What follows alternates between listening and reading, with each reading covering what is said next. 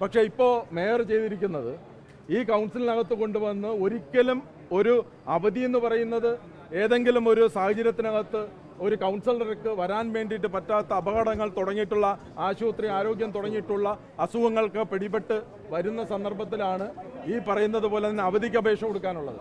അതല്ലാതെ കാപ്പ കേസിനകത്ത് പ്രതി ചേർക്കപ്പെട്ടിട്ടുള്ള, നമുക്കറിയാമല്ലോ കാപ്പ കേസിലെ പ്രതിയായിട്ടുള്ള ഒരാൾക്ക് ഈ കൗൺസിലിൽ പങ്കെടുക്കാൻ പറ്റില്ല എന്നുള്ളത് നമുക്കറിയാം. ആ പറയുന്ന സൂതന് ഇവിടെ കൊണ്ടുവന്ന് അവധി അപേക്ഷ കൊടുക്കുക എന്ന് പറഞ്ഞാൽ ന്യായത്തെ വെല്ലുവിളിക്കൽ മാത്രമാണ് ഈ പറയുന്ന മേയർ ചെയ്തിരിക്കുന്നത്. കാപ്പ കേസിനകത്ത് ഡീറ്റെയിൻ ചെയ്ത് കിടക്കുന്നത് ഹൈക്കോടതി ശരിവെച്ച ഒരു കേസിനകത്ത് ഒരു ഇടപെടൽ കൂടിയാണ് ഈ മേയർ നടത്തിയിരിക്കുന്നത്. ആ കാപ്പ കേസിനകത്തും ശരിയും തെറ്റിനകത്തും ഇടപെടുത്തുക ആണ് ഇപ്പോൾ ഈ കൗൺസിൽ മീറ്റിങ്ങിനകത്തുകൂടി ഈ മേയർ ഇവിടെ ചെയ്തിരിക്കുന്നത്. നിയമവിരുദ്ധമാണ്, ജനാധിപത്യ വിരുദ്ധമായിട്ടുള്ള പ്രവൃത്തിയാണ് നടത്തിയിരിക്കുന്നത്.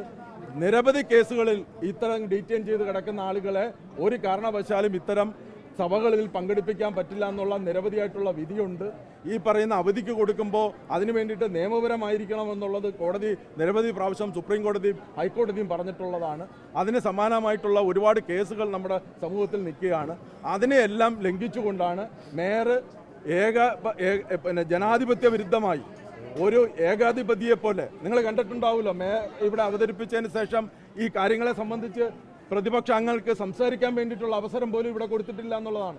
തികച്ചും ജനാധിപത്യ വിരുദ്ധമായിട്ടുള്ള കാര്യങ്ങളാണ് ചെയ്തത്. അതിനു മുമ്പ് ഇവിടെ ഒരു കെട്ടിടം വെക്കാൻ വേണ്ടിയിട്ട് 300 കോടി രൂപ മുടക്കിയിട്ട് ഇവിടെ തലസ്ഥാനത്ത് കോർപ്പറേഷന്റെ കെട്ടിടം വെക്കുകയാണ് ഇപ്പോഴത്തെ ആവശ്യം.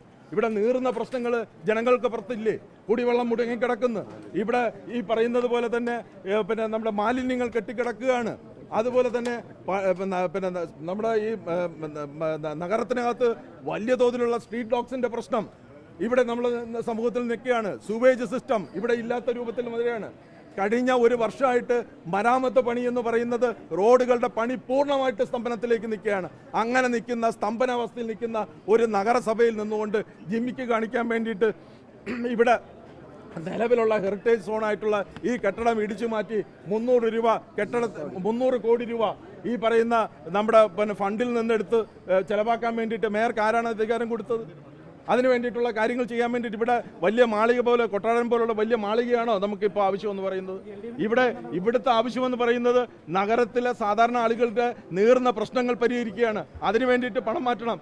400 കോടി രൂപ മാറ്റിയിട്ട് ഇവിടുത്തെ നമ്മുടെ നഗരത്തിനകത്തുള്ള കുടിവെള്ള പ്രശ്നം പരിഹരിക്കാത്ത എന്താണ്? അതിന് വേണ്ടിയിട്ടുള്ള അടിസ്ഥാനപരമായിട്ടുള്ള പ്രശ്നങ്ങൾ പരിഹരിക്കുകയല്ല ചെയ്യേണ്ടത്. അതിന് പകരം ആഡംബരം കാണിച്ചിട്ട് ഇവിടെ മാളിക എന്താണ് 7 സ്റ്റാർ അല്ല 14 സ്റ്റാർ ഉണ്ടെങ്കിൽ ആ 14 സ്റ്റാറാണ് ഇവിടെ കാണിച്ചത്. അങ്ങനെയുള്ള മാളിക പണിയാണ് ഇവിടെ വേണ്ടത്. ഇതുപോലെ ജനാധിപത്യ വിരുദ്ധമായിട്ട് എന്തും കാണിക്കുന്ന രൂപത്തിലേക്ക് ആരോടും ചോദിക്കാതെ, അല്ലെങ്കിൽ ഓൾ പാർട്ടി മീറ്റിംഗ് വിളിച്ച് ഇത് പ്രതിപക്ഷ പാർട്ടികളും ഒക്കെ ആയിട്ട് എല്ലാ കൗൺസിലർമാരുമായിട്ട് ഡിസ്കസ് ചെയ്തിട്ട് വേണ്ട ഇത്തരം കാര്യങ്ങൾ ചെയ്യാനായിട്ട്. അത്തരം നീറുന്ന പ്രശ്നങ്ങളൊന്നും ഇവിടെ ചർച്ച ചെയ്യാൻ സമ്മതിക്കില്ല. നിങ്ങൾ കണ്ടല്ലോ ആ കെട്ടിടത്തിനെ സംബന്ധിച്ചുള്ള ചർച്ചയ്ക്ക് അത് ഞാൻ പങ്കെടുക്കാൻ വേണ്ടിയിട്ട് പോയപ്പോഴത്തേക്ക് അത് സമ്മതിക്കുന്നില്ല, അത് സംസാരിക്കുന്നില്ല. സുഗതന്റെ കേസിനെ സംബന്ധിച്ച് ഇതിന്റെ അടിസ്ഥാനപരമായിട്ടുള്ള നിയമവിഷയങ്ങൾ ഈ സഭയിൽ കൗൺസിലിന്റെ രേഖകളിൽ വരാതിരിക്കാൻ വേണ്ടിയിട്ടാണ് ഞാൻ സംസാരിക്കുമ്പോൾ മൈക്ക് ഓഫ് ചെയ്യുന്നത്. അപ്പോൾ അങ്ങനെ നിയമവിരുദ്ധമായിട്ടുള്ള ഒരു പ്രവർത്തനം നടത്തുന്ന ഒരു മേയറായി എന്തും കാണിക്കുന്ന സുഗതനെ പോലുള്ള ഒരു കാപ്പ കേസിനകത്തുള്ള ഒരു ക്രിമിനലിന് വേണ്ടിയിട്ട് ഈ നഗരസഭയെ ചവിട്ടി താഴ്ത്തുന്ന നടപടിയാണ് യഥാർത്ഥത്തിൽ ഈ പറയുന്ന മേയറുടെ നേതൃത്വത്തിൽ നടന്നിരിക്കുന്നത്. ജനാധിപത്യ വിരുദ്ധവും നിയമവിരുദ്ധവുമായിട്ടുള്ള ഇന്നത്തെ കൗൺസിൽ മീറ്റിങ്ങിനെ സംബന്ധിച്ച് ഇന്നത്തെ ഈ അവധി അപേക്ഷ ഉൾപ്പെടെയുള്ള കാര്യങ്ങൾ, ചട്ടവിരുദ്ധമായിട്ടുള്ള അപേക്ഷ ഉൾപ്പെടെയുള്ള കാര്യങ്ങളിൽ സംബന്ധിച്ച് നഗരസഭയുടെ സെക്രട്ടറിക്ക് പരാതി കൊടുക്കും. അതുപോലെ തന്നെ വകുപ്പ് മന്ത്രിക്ക് പരാതി കൊടുക്കും. സംസ്ഥാന തെരഞ്ഞെടുപ്പ് കമ്മീഷന് പരാതി കൊടുക്കും. വേണ്ടി വന്നാൽ ഇതിനെ സംബന്ധിച്ച് അടിയന്തരമായിട്ട് ഹൈക്കോടതിയെ സമീപിക്കാൻ വേണ്ടിയിട്ട് ഞങ്ങൾ LDF തീരുമാനിച്ചിട്ടുണ്ട്. വരുന്നത് ശക്തമായിട്ടുള്ള പ്രതിഷേധവും ഈ പറയുന്ന വരുന്ന ദിവസങ്ങളിൽ ഈ കൗൺസിലിൽ ഈ കെട്ടിടത്തിനകത്ത് തന്നെ ഞങ്ങൾ പ്രതിഷേധ സമരങ്ങൾ നടത്തുന്നതിനെ കുറിച്ച് ആലോചിക്കാൻ വേണ്ടിയിട്ട് പോകുക. ഇത് പ്രതിരോധിക്കുന്നതിന് വേണ്ടി മേയർ ഒരു സർക്കുലർ ഉയർത്തിക്കാട്ടി ആഭ്യന്തര വകുപ്പ് ഇങ്ങനെ ഈ പറയുന്ന സുഗതന് അനുകൂലമായി ഭൂരിപക്ഷം കിട്ടിയാൽ അങ്ങനെ ഒരു സർക്കുലറിനെ കുറിച്ച്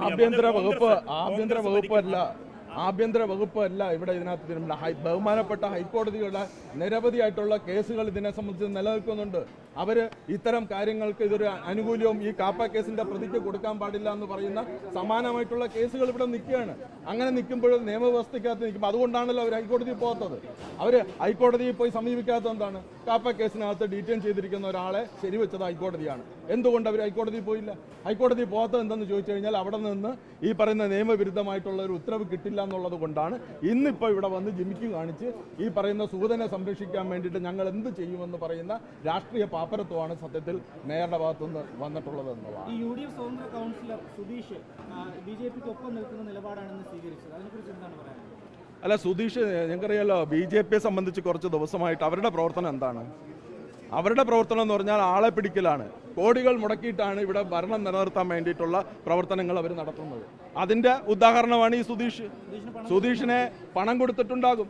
അല്ലാതെ ഒരു ജനാധിപത്യ ബോധമുള്ള നിയമ വ്യവസ്ഥയ്ക്കകത്ത് പ്രവർത്തിക്കുന്ന ഒരു കൗൺസിലർക്ക് ഈ BJPയുടെ കൂട്ടത്തിൽ ഇന്നത്തെ സാഹചര്യത്തിൽ ഈ സ്തംഭനാവസ്ഥയ്ക്കെതിരെ പോയി ചേരാൻ വേണ്ടിയിട്ട് പറ്റില്ല എന്നുള്ളതാണ്. അത് എന്താണെന്നുള്ളതിനെ സംബന്ധിച്ച് സുധീഷിൻ്റെ സ്റ്റേറ്റ്മെൻറ്റ് ഞാൻ കണ്ടിട്ടില്ല, സുധീഷിൻ്റെ അഭിപ്രായം കണ്ടിട്ടില്ല.